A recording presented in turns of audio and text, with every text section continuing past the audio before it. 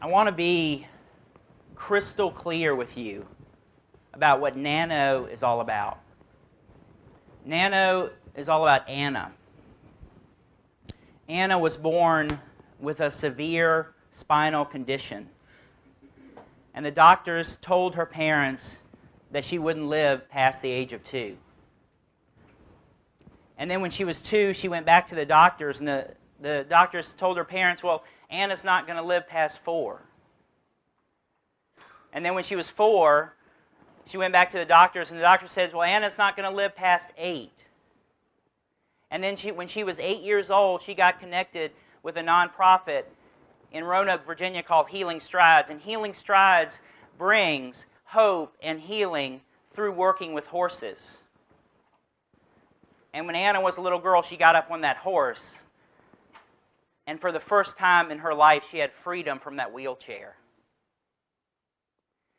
Anna sits on this horse and she holds that sign that says, "Be boundless," because nothing can hold her back.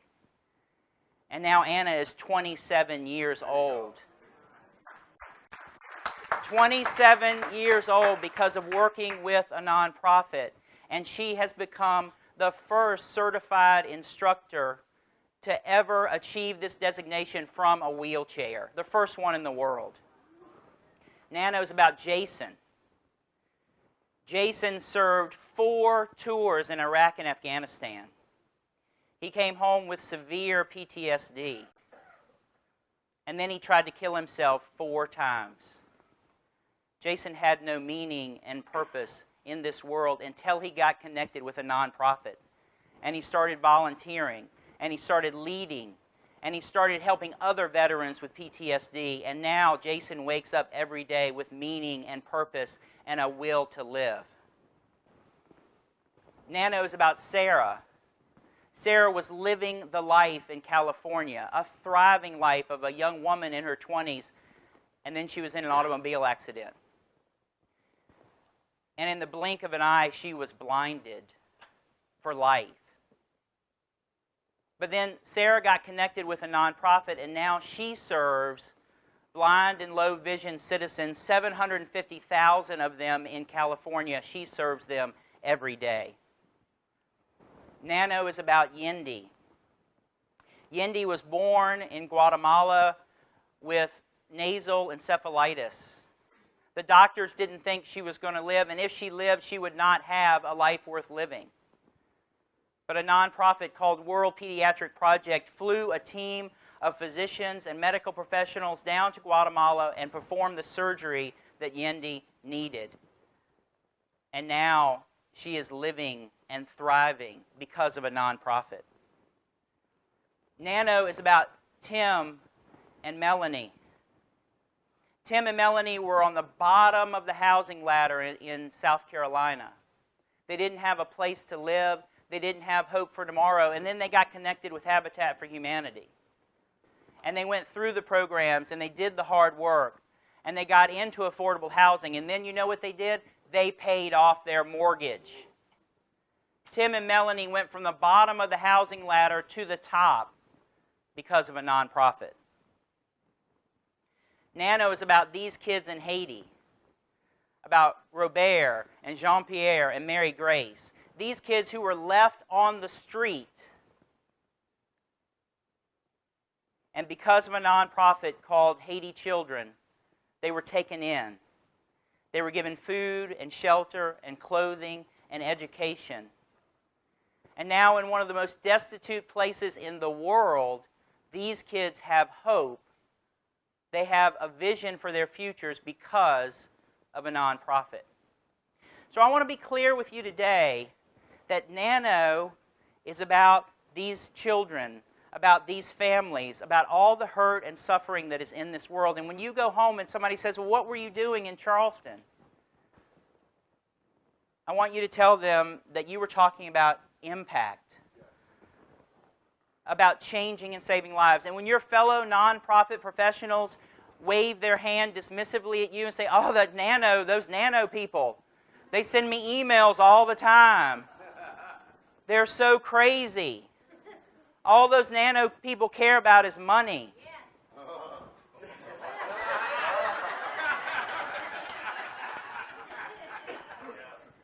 I want you to stop them and say, yeah, they care about money because they care about kids, because they care about families, because they care about this world.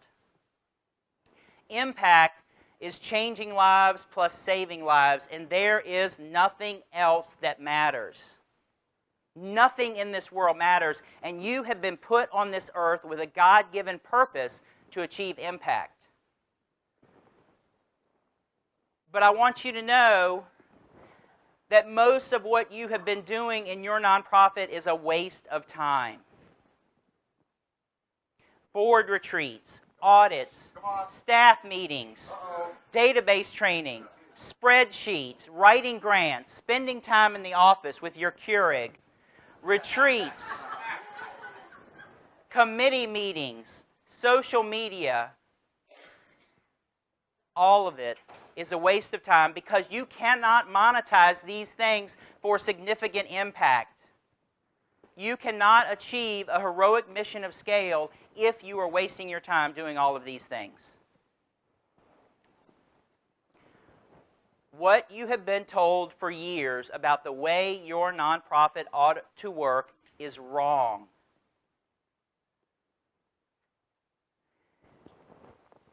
I need you to understand that I'm not yelling at you this morning. I'm yelling with you. I'm screaming with you at this broken world.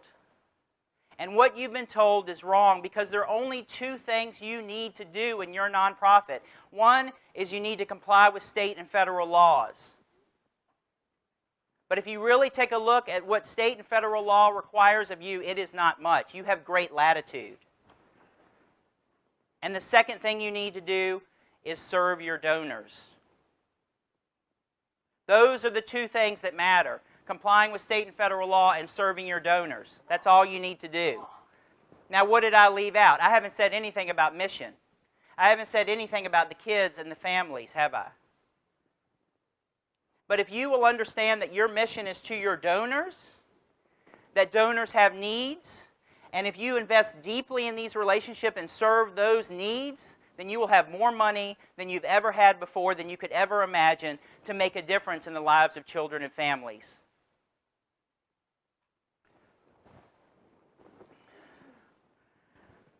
I am yelling with you at this broken world because I am tired of it.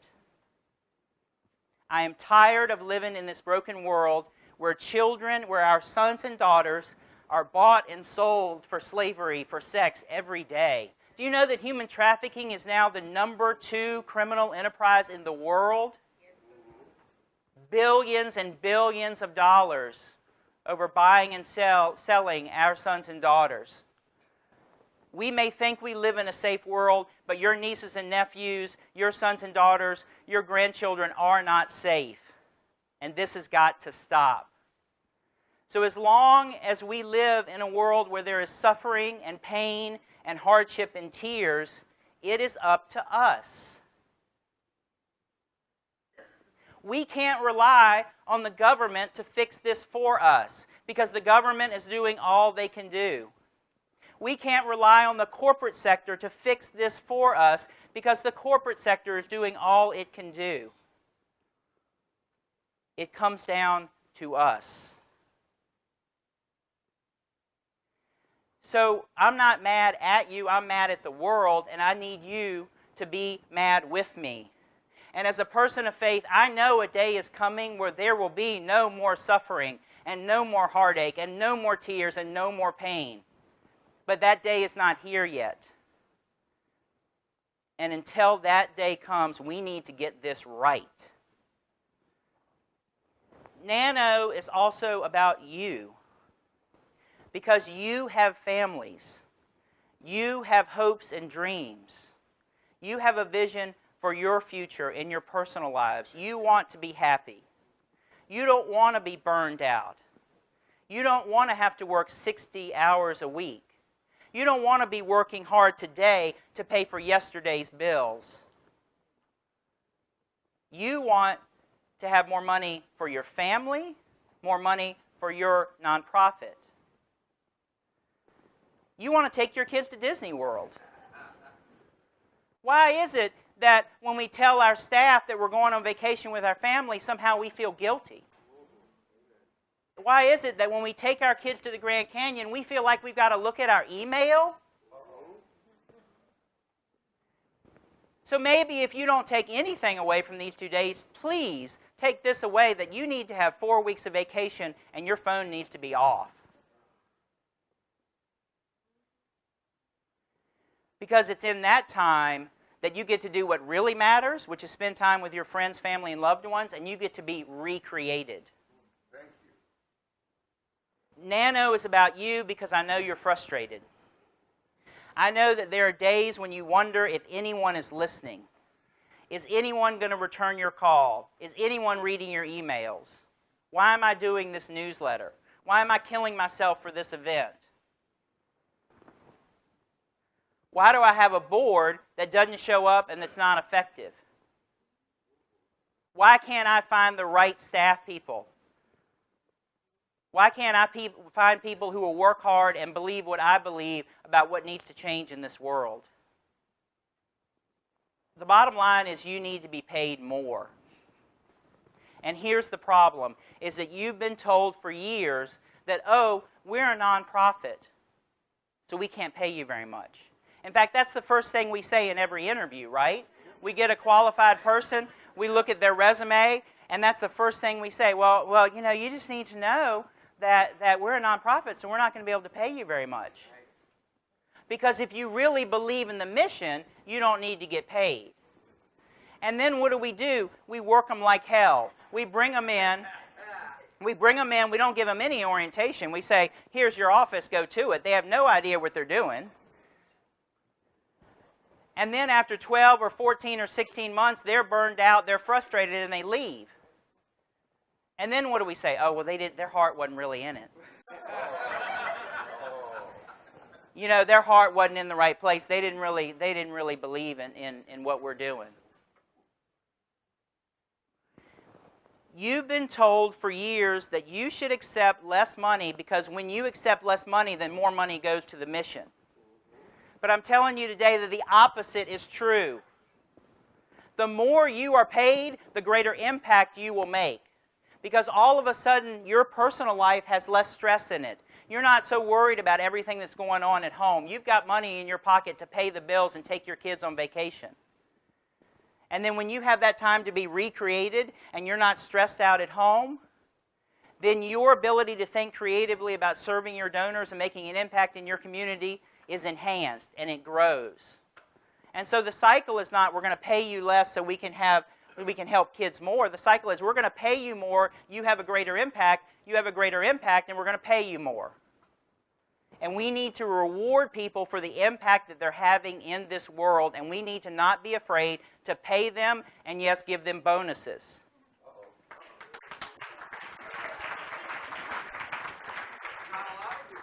Now you're going to hear what Larry just said, which is we're not allowed to give bonuses in nonprofits. That's not ethical. Explain to me why it's not ethical to pay people for performance and reward them for hard work. Look around you. Everything in this room was bought or sold by someone. Somebody got a bonus for selling this ugly chandelier right here.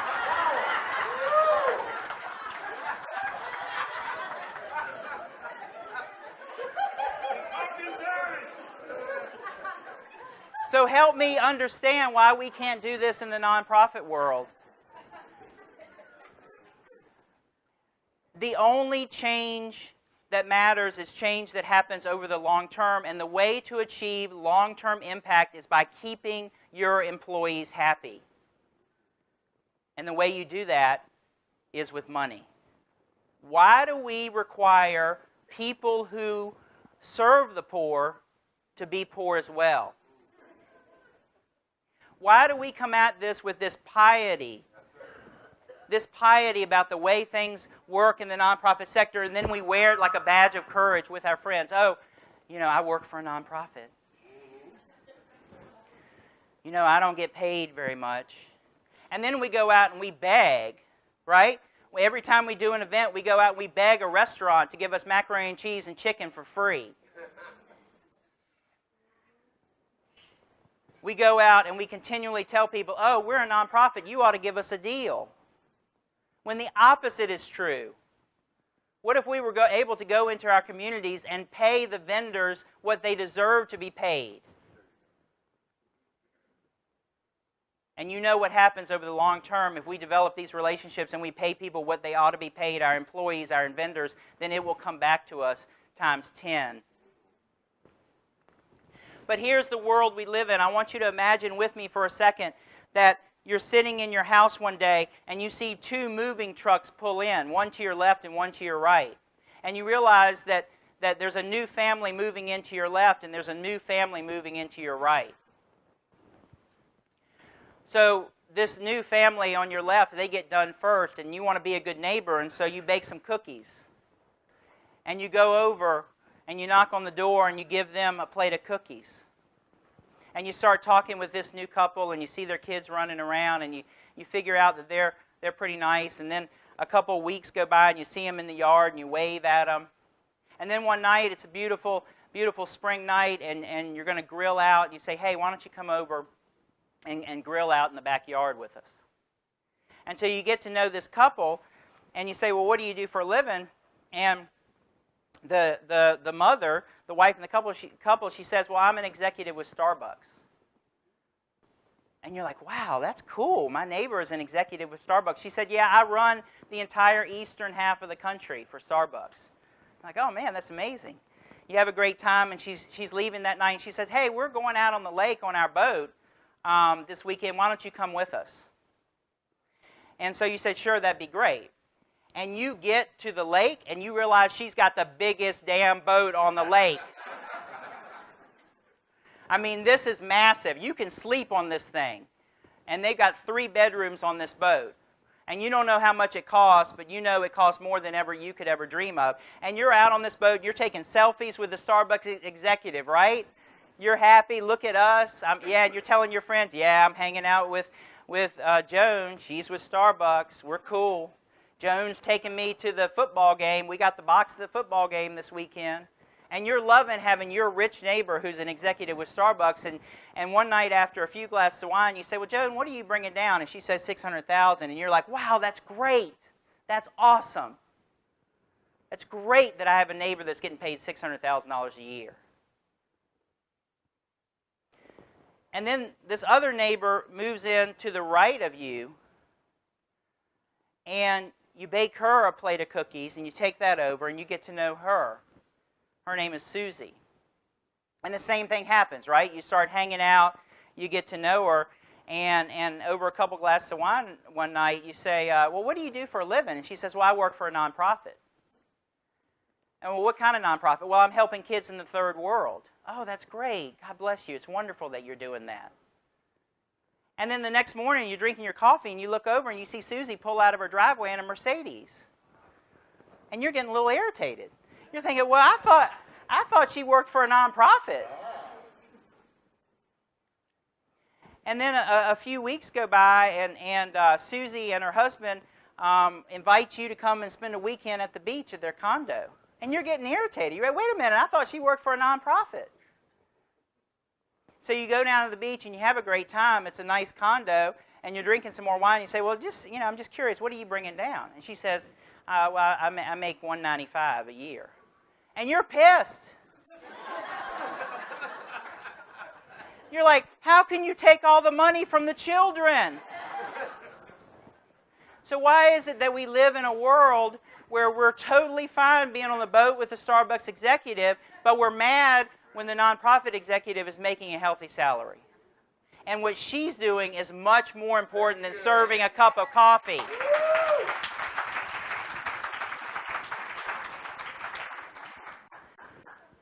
Cash flow is king. Do you know the answer to 99 out of 100 questions in this world? Does anybody know the answer? Money. Money is the answer to 99 out of 100 questions in this world. And you want to know the answer to the other question? Money.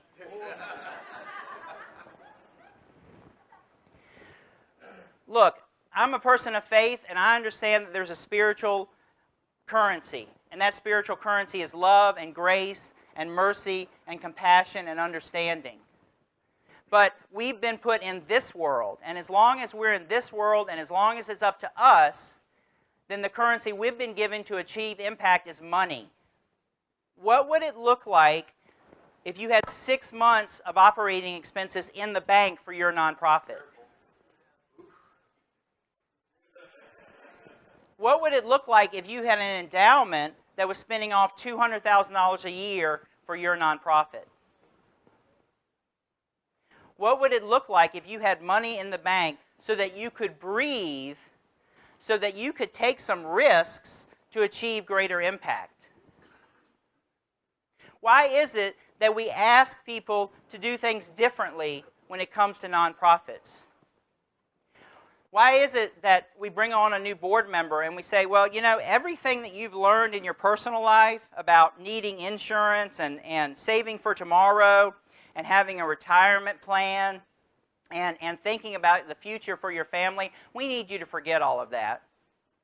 And everything that you've learned in your business life about capital investment and about taking risks and about financing, we need you to forget all of that because we're a nonprofit and it's different. Brothers and sisters, it is no different in the nonprofit world. And the common sense free market strategies that work in the world every day for people who are successful also work in the nonprofit sector. The way to grow your impact is to have more money in the bank. Please don't ever invite me to a silent auction. If I have to see one of these again, just shoot me. You know, those sheets with the pins, and you had to go around all week begging for the $25 car wash gift card, and for the set of golf clubs, and for the weekend at the beach. This is not how you achieve significant impact in your community. And please don't invite me to another golf tournament. The day of running these wonderful events with golf tournaments and bands and great food, those days are over. You are not going to impress someone with the event that you put on. And please stop posting to Facebook and Twitter and social media expecting somehow people are going to give you money because of you put up some cute picture on the internet. And please stop thinking that if you call somebody for $25, you're going to achieve significant impact. And don't do the bad math. I mean, have you ever heard the board member who says, you know, we could raise $1 million if 1,000 people gave $1,000? Stop relying on your board.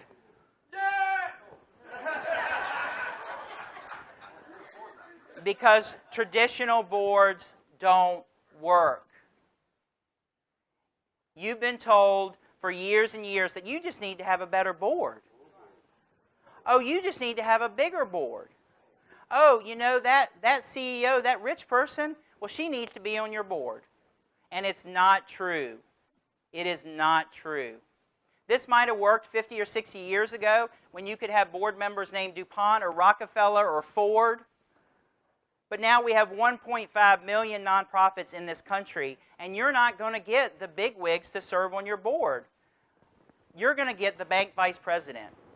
And we love the bank vice president, but the bank vice president is 42 years old, she's got 3 kids, and she's making $90,000 a year. And she's wonderful and she loves your organization, but she's not going to write you a big check, and she can't connect you with the people who will write you a big check. So stop thinking and being frustrated and being mad at your board and realize that it's up to you and your staff. My wife and I got out of town a couple of weeks ago. We went to Jamaica. And if there's a better place on this earth, please tell me where it is, because we were in heaven. And we were relaxing on the beach. Those are our 2 beach chairs, right there with the towels. But it was early in the morning, and, you know, they're not in a rush in Jamaica to make the coffee, right? I mean, I got to have my coffee first thing. So we couldn't find any coffee, so we went walking down the beach thinking, well, maybe we'll find somebody that's open to give us coffee. And we walked down the beach a couple hundred yards, and there's this guy standing on the beach looking at the sunrise and the waves with a coffee mug in his hand. And we said, hey, where'd you get that coffee? We've never seen this guy. We don't know him. He doesn't know us. We said, where'd you get the coffee? He said, oh, I bring it, I make it myself. He said, you can't get coffee early in the morning in Jamaica. We said, oh, great. We just start talking, right? And I said, well, what do you do for a living? He said, well, I'm a consultant. He says, I help businesses get out of financial trouble. And I kind of chuckled because I said, well, I'm a consultant too. I help nonprofits get out of financial trouble. And he just started shaking his head. He said, oh. He said, I would never work with a nonprofit. And I said, well, what do you mean? He said, well, I've tried to work with nonprofits, but they're just ineffective. And they don't know what they're doing. And they never really get anything done. And I said, well, what do you mean? You'd never work with a nonprofit? Why is that? He said, the main problem with nonprofits? They have boards. He said, and once you put a group of people, 15 or 20 people in a room, you'll never get anything done. So let me tell you about my board, a board that works, with Bishop Redford and Kathleen Robinson and Jackson Doggett and Hani Korngold and Scott Hummerson. We have a small group of expert leaders who do two things. They provide advice and accountability. And what a board does is hold the CEO accountable and support the vision of a CEO. And here's what we do that's really crazy. We pay our board. Our board members get $1,000 for every in-person meeting and $300 for every conference call, and we have 3 or 4 a year. And then they get their travel expenses paid to come and be with us today. So we spend about $20,000 on our board every year. And your pious self, your pious nonprofit self says, oh my gosh, that's terrible. You can't pay your board. These are supposed to be volunteers, people who really believe in the mission. Are you telling me that your board is not worth $20,000? Do you think that anyone sitting up here today needs that $1,000 to get by? This is an honorarium. They're not making money off of this. We are honoring them because of the time and expertise that they're providing for our nonprofit. And so if that's too much for you, if you say, well, there's no way we could ever pay our board, then at least do this exercise. Which board members would you keep if you had to pay them?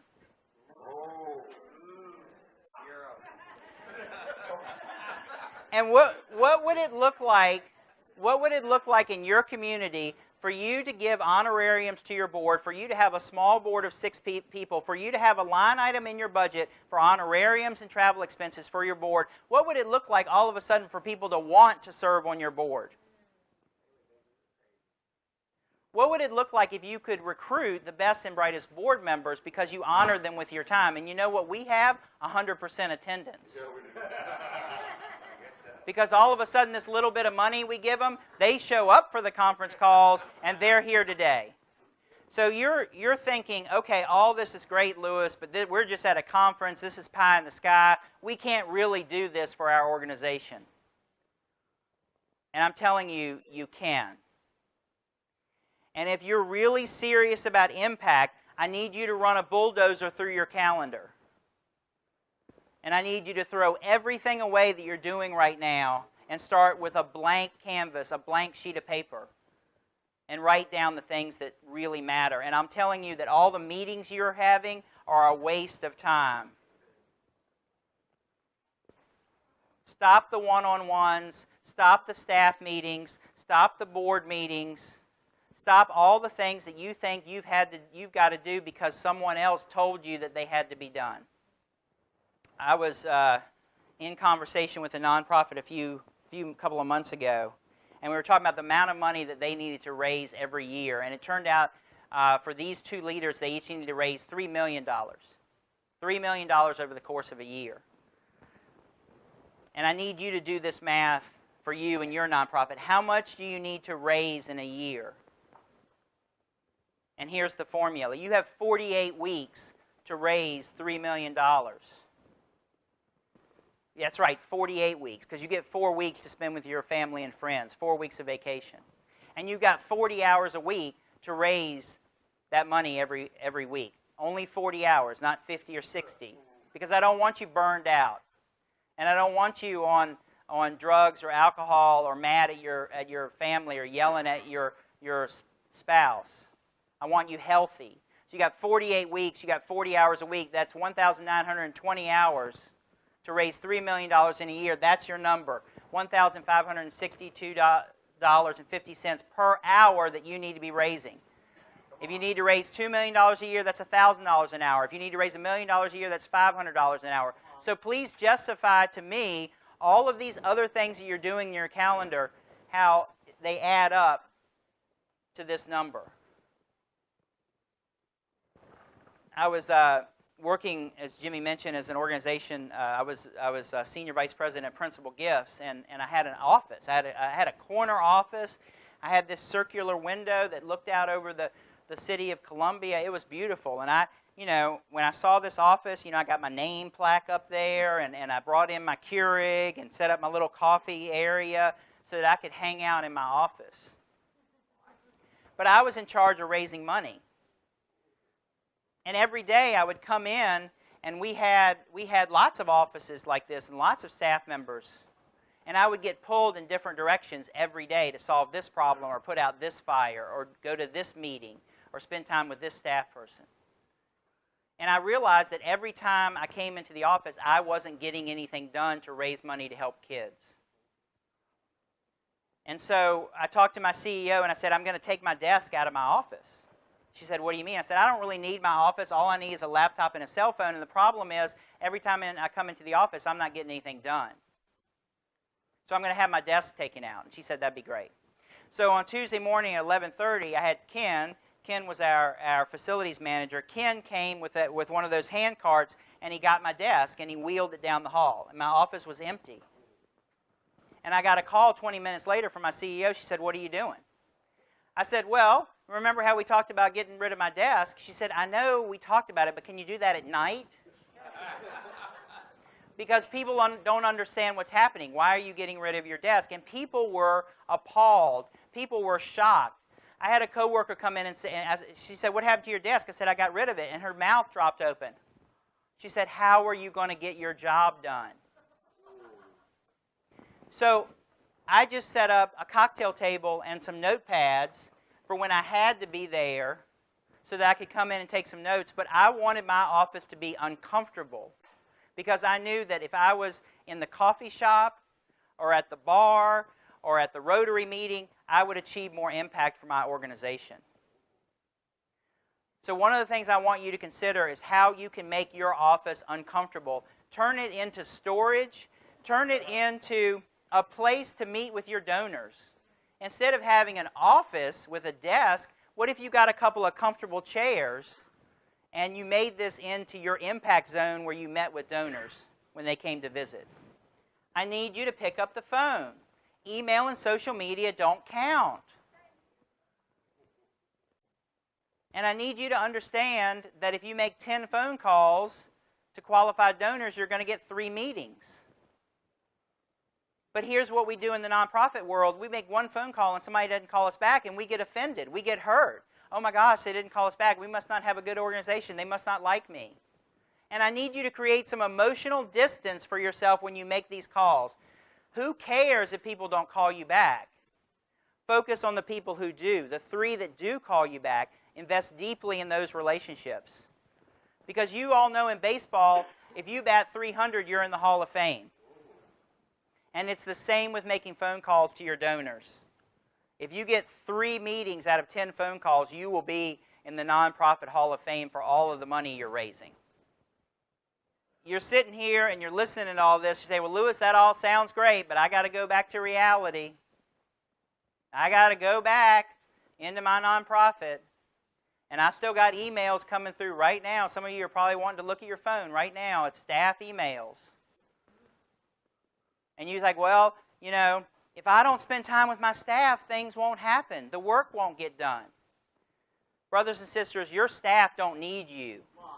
Your donors need you. Your donors need to see you in the community, interfacing with them each and every day. And I promise you, whatever gets dropped on the program side, whatever problems come up because you weren't in the office, because you weren't with your staff, we can fix those things a lot more quickly than we can fix a broken relationship with a donor.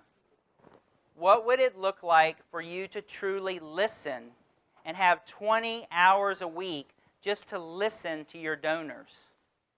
To listen to their goals and their hopes and dreams for your community, and for you to figure out how your nonprofit can help your donors achieve their goals. And instead of going to donors and saying, gimme, gimme, gimme, you're going to donors with open-ended questions and saying, how can I serve you? How can I help you? If you will simply focus on listening to your top 100 donors, then you will have more money than you know what to do with. And please don't tell me that donors get tired of hearing from you. Because this is what we do in the nonprofit world. We say, oh, well, Jack and Linda just gave, so we can't ask them for another gift. I love Bath & Body Works, and I buy about 2 or 3 times a year, I buy candles. And as soon as I buy candles from them, they are emailing me the next day to buy more. Do you think that corporations in your life are not asking you to buy more after you buy something? It's exactly the opposite. Bath & Body Works is not saying, oh, Lewis just bought candles, we can't ask him again. If you figure out a way to invest deeply in the lives of your donors and to find creative ways to thank them and involve them in your organization, and if you are constantly creating new programs and new offerings for impact, your donors will give over and over and over again. Recently, I went through the car buying process. And, I'm cheap, right? I mean, I went on to one car lot, and the guy says, well, what are you looking to pay? I said, I don't want to pay anything. So I want to get the best deal I can get. And so I use that website called TrueCar. Have you ever seen this? You go on to TrueCar, and it tells you what the average is that people are paying for that particular vehicle, and then it gives you the low end, right? So you can go in and lowball the car dealer, right? You make them shake their head and make them say that we're not making any money off of this, right? So I got that price, right? But in order to get that price, I had to fill out an online form, name, address, telephone number, email. So I filled out this form, and here's what TrueCar does. They send my information to car dealers. Within 10 minutes of filling out that online form, this car dealer put my name on a whiteboard and sent me an email of a video that she had made with my name on a whiteboard saying, we can't wait to welcome Lewis Fawcett to our dealership. Great guy.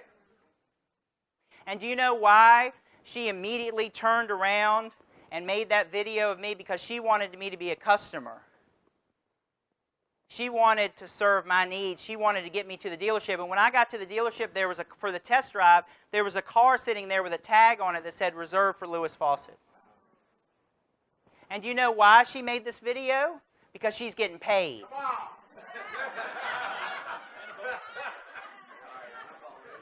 And she knows that the more cars she sells, the more she gets paid. So are you telling me that you can't do the same for your donors?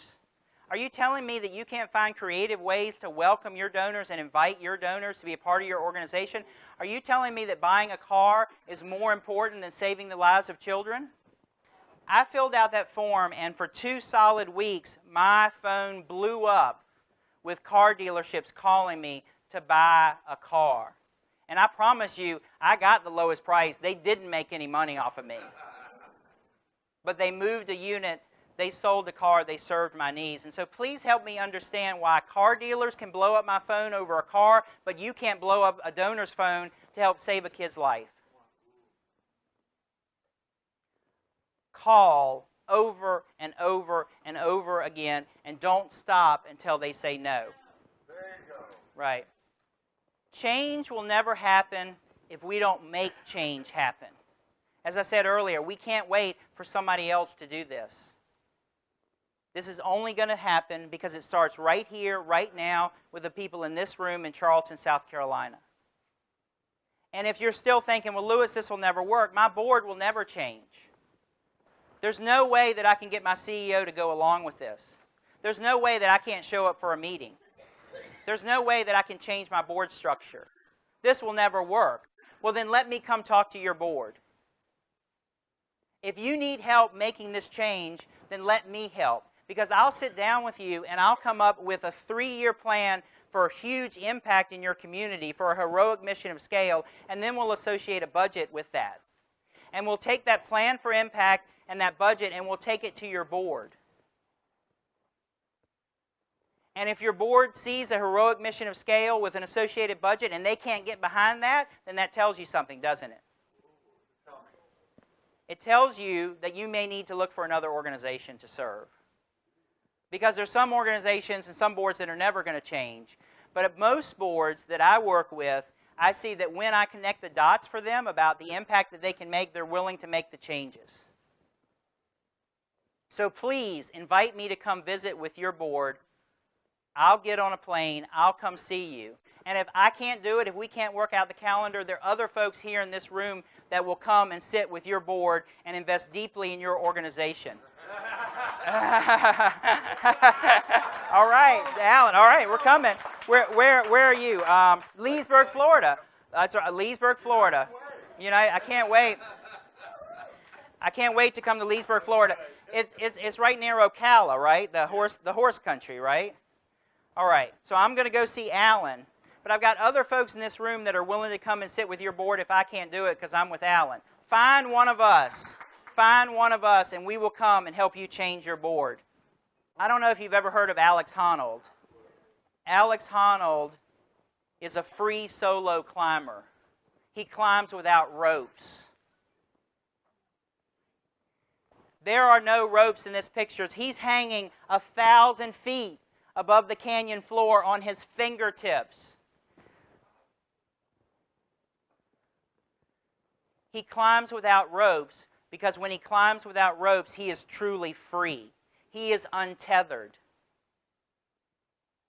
And he achieves things that no one else has achieved. Brothers and sisters, I'm asking you today to climb without ropes.